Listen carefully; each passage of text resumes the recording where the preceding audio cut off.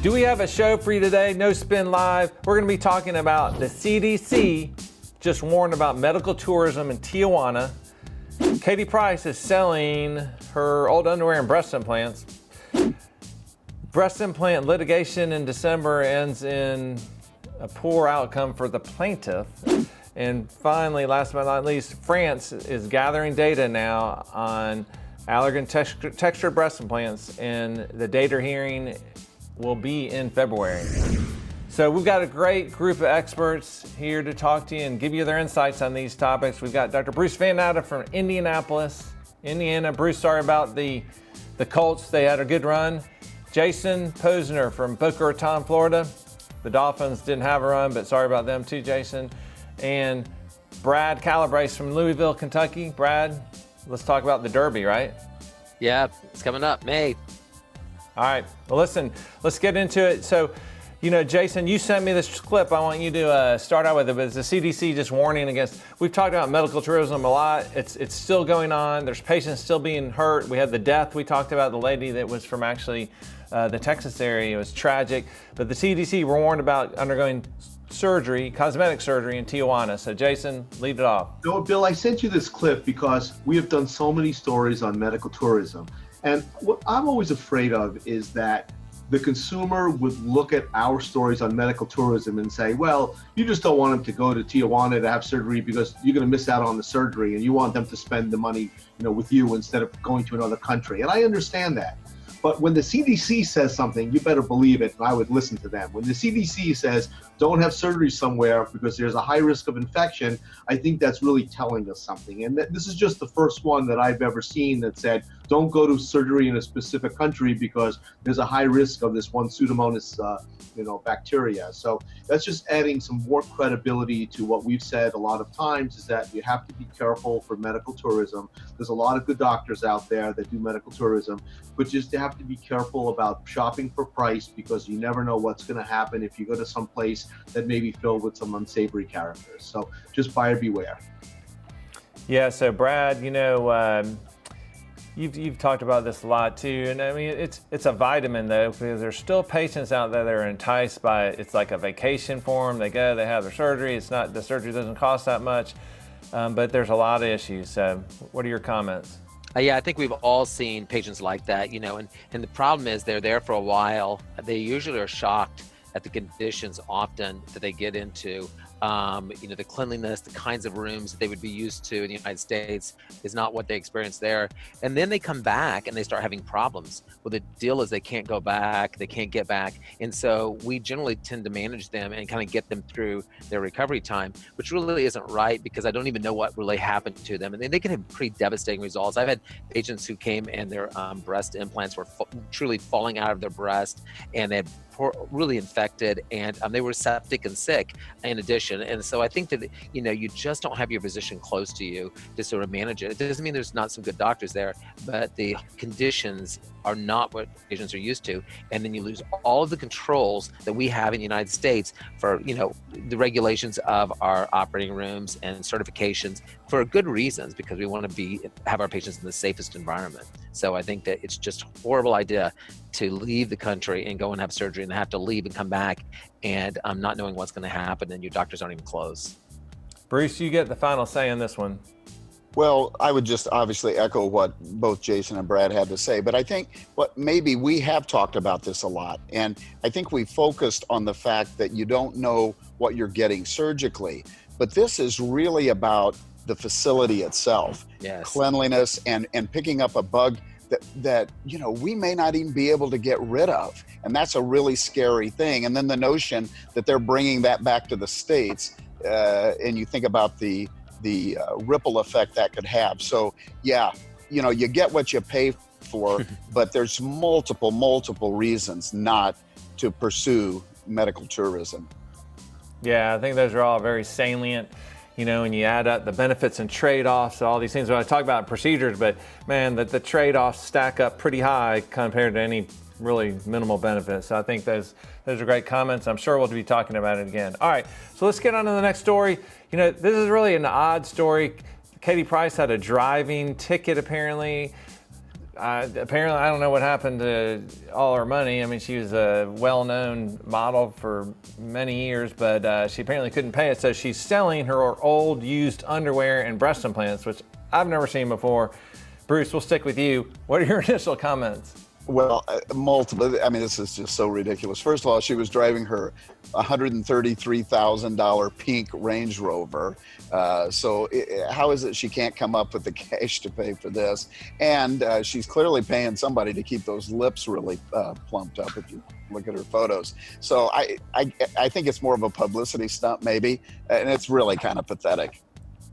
Brad, used underwear, used breast implants.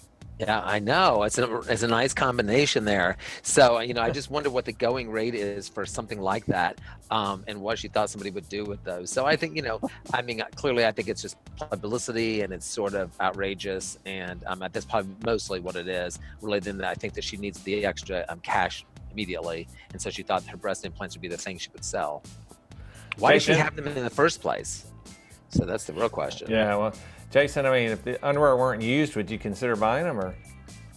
I've been listening to this. So we talked a little bit about Instagram before we got on this, on this recording. So on my Instagram page, I'm going to have a link to an eBay auction where I'm going to sell the fat that got taken out of my eyelids when I had my bleph.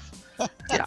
I might have some of the underwear and some of the scrubs. This nice big scrubs will be available too for a price. So if you want to check my Instagram account, that's Sanctuary Plastic Surgery, and then you'll see a link to my ebook. That sounds good. We'll take you up on it.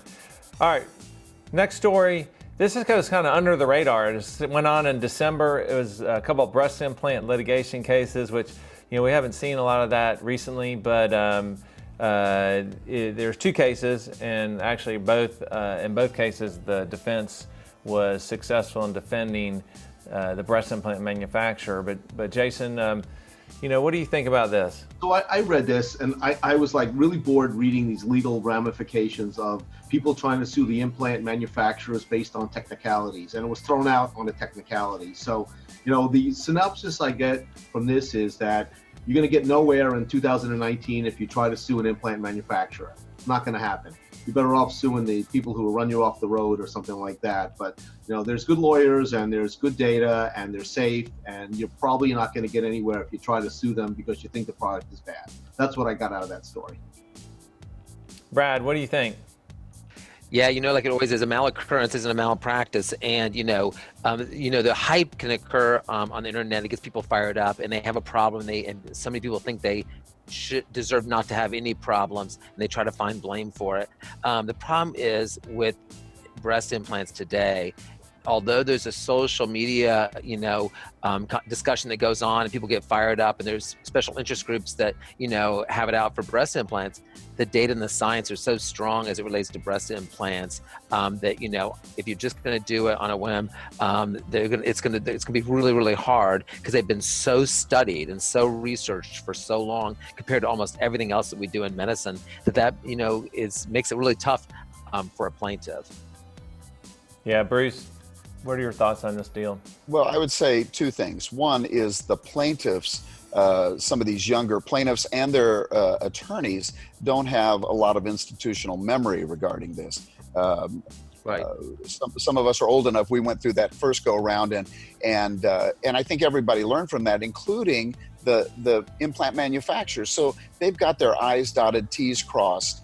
Their information and their package inserts is pretty thorough, and they aren't going to set themselves up for an easy fall. So this isn't 1989 all over again. So.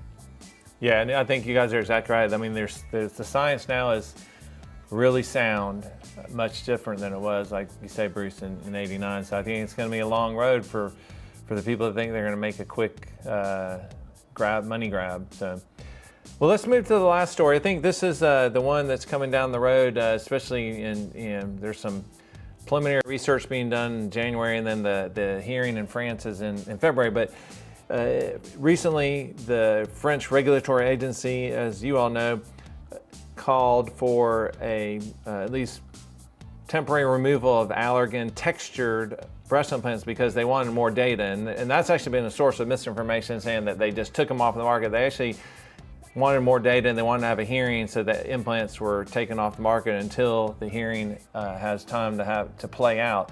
Brad, I want to have you start, but I think there's several important points that I think our viewers would want to hear about. But you've been very good at educating people on textured implants, and what you see is a lot of people saying, well, they took all these implants.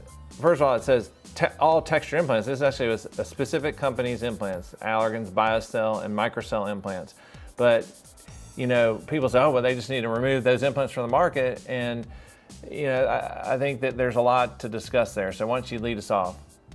Yeah, it's definitely a loaded discussion when we talk about textured and smooth implants, and definitely, in the United States, where we tend to use a lot more smooth implants, probably 90% or greater smooth implants, it's hard to understand what's the big deal about texture. We have to remember around the world that up until this point in time, it's been over 90% texture. For so many surgeons around the world, they've not even used a smooth implant or used very smooth implants. So you can imagine that would be sort of a scary thing to understand, what the changes would be for them if they no longer had texture. One thing that texture provides, it provides some things, that are unique, but what it does provide is the ability to use shaped devices. So for those people who you think would benefit from shaped implants can be beneficial. People that have abnormal chest walls, revisional cases where you really think the pocket's hard to control, you can stabilize implants with some texture with that. It's so, can you do it with smooth implants? Probably, but maybe not quite as well. Maybe you have to use other things like meshes to make up for that. Yeah, and Bruce, that, like, for example, people say, oh, well, this is because they think that they cause breast implant ALCL. Actually, the Fred's agency didn't even mention ALCL in their communication. Basically, they just were wanting to have more data presented before they would issue a CE mark or decide if they were going to reissue the CE mark. But what do you have to say? And I think that people are really confused. There's a lot of misinformation. What do you have to say about this? And what do you say to patients? And what do you tell your patients? Well, first of all, I think Brad nailed it there, that this is more of a bureaucratic response to the fact that Allergan didn't have the information that they had requested. So I think you need to view it from that perspective. I'm sure you guys are seeing this. I'm getting patients coming in and asking, what do I do? I've got a BIA-ALCL implant in. Do I need to remove them? And Bill, I know you and I and Steve Teitelbaum talked about this previously too. I think we have to really be cautious. And Bill, you've tried to make a point of putting risk in perspective. Even if you get to the point of saying that the risk of a BIA-ALCL is 1 in 3,000, the risk of dying in a house fire is 1 in 1,000. The risk of dying by drowning is 1 in 1,100. You do have to kind of put this in perspective. And I think we've all been concerned that there could be overreaction out of ignorance. And again, going back to what Brad said, I don't think that is what happened here. I think it's more of a regulatory issue, in terms of them getting the information they need. But there have been some of our colleagues that have called for banning of texture, and I think it's very short-sighted. Jason, what are your comments? I think the biggest risk is driving to my office during season in Florida. Right. You got the old No doubt. kids. It's pretty bad. Anyway, you guys have covered this, and we've covered this before. Listen, we really need to get through the bureaucratic nonsense that's happening around these textured implants. There's a role for textured implants. Personally, I'm not a big fan of textured implants. We've talked about this before, but there's definitely a role for them in plastic surgery, and there's a time when you need them. And everyone's got their flavors. They like chocolate, they like vanilla. I think there's different ways to approach, breast surgery, and then we should have as many options available for our patients as we can. Even tampons, cause toxic shock syndrome, and people die from them, and they still sell those things. So I'm just saying that, risks are there, and they don't always pull products from the market because there's risk, because the risk is so small. And with good education, you can prevent the things and the issues that you have with it.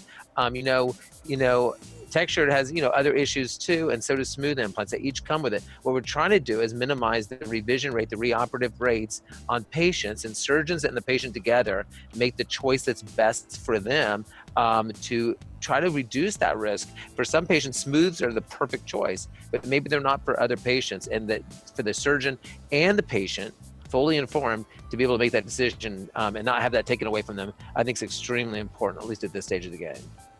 Yeah, I think that's well said, and I think we can conclude on that, and we'll probably talk about this more in the future. So if you want to see more of this, you can see it on the plasticsurgerychannel.com.